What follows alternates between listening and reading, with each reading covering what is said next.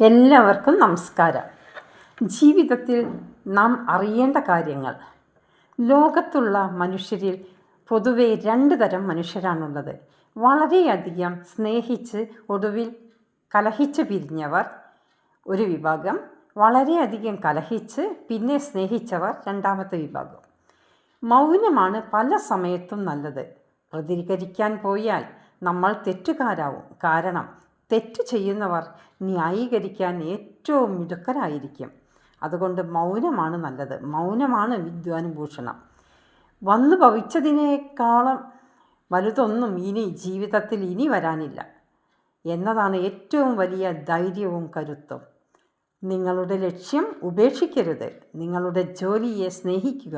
നിങ്ങൾ സ്ഥിരമായി പരിശ്രമിച്ചു കൊണ്ടിരിക്കുക. നമുക്കെല്ലാവർക്കും ഒട്ടേറെ കഴിവുകളുണ്ട്. അത് തിരിച്ചറിഞ്ഞ് പ്രവർത്തിക്കുക. എല്ലാ മനുഷ്യർക്കും കഴിവുകളുണ്ട്. അത് നേരത്തെ തിരിച്ചറിഞ്ഞ് പ്രവർത്തിക്കുക. ആരെയും ഉപദേശിച്ച് നന്നാക്കാം എന്ന് വിചാരിക്കരുത്. അവനവൻ തന്നെ വിചാരിച്ചാലേ നന്നാവാൻ പറ്റൂ. ജീവിതത്തിൽ പ്രശ്നങ്ങളല്ല, പ്രശ്നങ്ങളോട് പ്രതികരിക്കുന്ന രീതിയാണ് നമ്മുടെ വിജയവും പരാജയവും നിശ്ചയിക്കുന്നത്. ജീവിതത്തിലെ എല്ലാ കൊടുങ്കാറ്റുകളും നിങ്ങളെ തകർക്കാനുള്ളതല്ല. ചിലത് നിങ്ങൾക്ക് മുന്നോട്ട് പോകുവാനുള്ള വാതിലുകൾ തുറക്കുന്നവയായിരിക്കും. ഉള്ളവരിലേക്ക് നോക്കിയാൽ നിങ്ങൾക്ക് ഒരുപാട് നേടാനാവും. ഇല്ലാത്തവരിലേക്ക് നോക്കിയാൽ ഒരുപാട് നേടിയവനും ആവാൻ പറ്റും.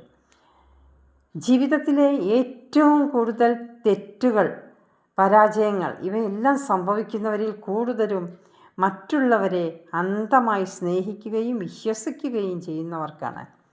വിജയിക്കാൻ നിങ്ങൾക്ക് താല്പര്യമുണ്ടെങ്കിൽ നിങ്ങൾ തോൽക്കാനും പഠിക്കണം. ഓരോ തോൽവിയും ഓരോ പാഠങ്ങളാണ്.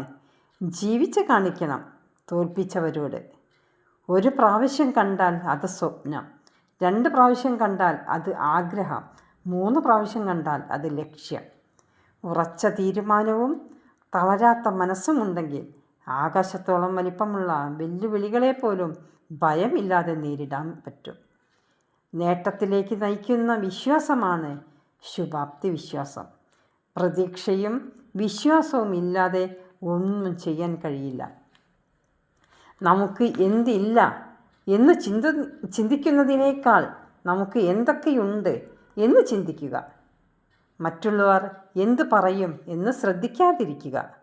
പ്രതിസന്ധികളിൽ നമ്മുടെ കൂടെ നിൽക്കാത്തവരെ ഒരിക്കലും നമ്മുടെ വിജയത്തിൽ കൂടെ കൂട്ടരുത്.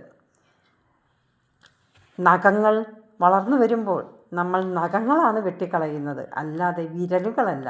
അതുപോലെ ബന്ധങ്ങളിൽ തെറ്റിദ്ധാരണ വന്നാൽ ഈഗോ ഇല്ലാതാക്കണം, അല്ലാതെ ബന്ധങ്ങളെ ഇല്ലാതാക്കരുത്. മറ്റൊരാൾക്ക് ഭാരമാണെന്ന് തോന്നിയാൽ ആ നിമിഷം തന്നെ അവരിൽ നിന്ന് മാറി നിൽക്കുക. എല്ലാവരും ശ്രദ്ധിക്കുക. എല്ലാവർക്കും നമസ്കാരം. ഓക്കെ.